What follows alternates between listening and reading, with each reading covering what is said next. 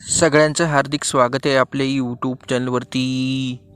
आपण जर देसी मटला या दिवसामध्ये जर बघितलं तर फुलं आणि छोट्या छोट्या आकाराच्या शेंगा लागत असतात, परंतु जास्त पावसामुळे ही जी देसी मटची रोपं आहेत ही पिवळसर झाली आहेत व त्यांची वाढ ही खुंटली आहे. जास्त पावसाचा परिणाम या ठिकाणी पिकांबरोबर गवतावर व इतर गोष्टींवर सुद्धा होत असतो.